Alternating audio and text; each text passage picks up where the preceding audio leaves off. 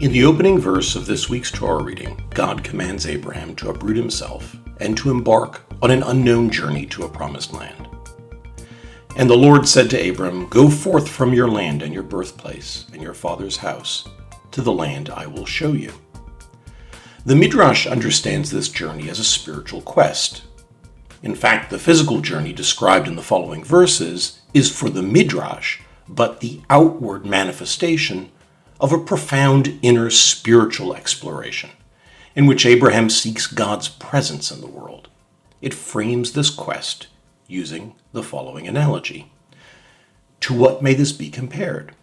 To a man who was traveling from place to place when he saw a palace in flames. He wondered, is it possible that the palace has no owner? The owner of the palace looked out and said, "I am the owner of the palace." So Abraham our father said, "Is it possible that the world lacks a ruler?" God looked out and said to him, "I am the ruler, the sovereign of the universe." On the surface, this midrash is a meditation on theodicy. The world, symbolized by a palace, is in flames. It is consumed by natural violence, hurricanes, floods, and earthquakes, as well as by human-made violence. Abraham wonders if God is even present in our broken world.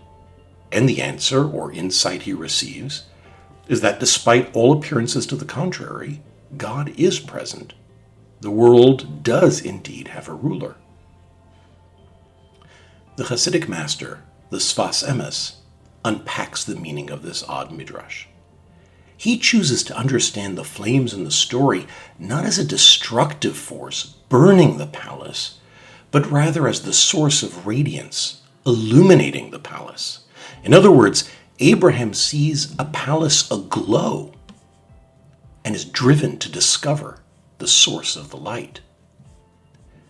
This allows the Sfas Emes to extract an entirely different meaning from the Midrash. What Abraham is seeking is the divine spark that animates all of creation.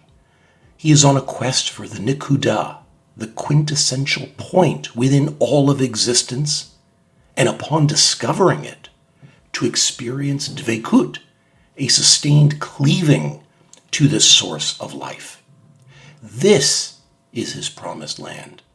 And after an arduous journey, he eventually arrives at this lofty state of perception.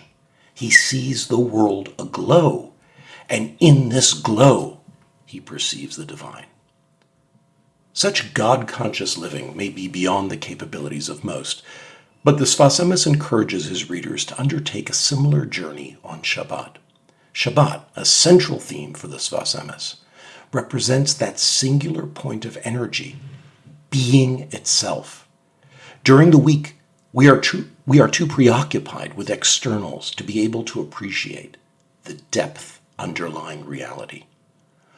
On Shabbat, we cease from striving. We experience tranquility and silence.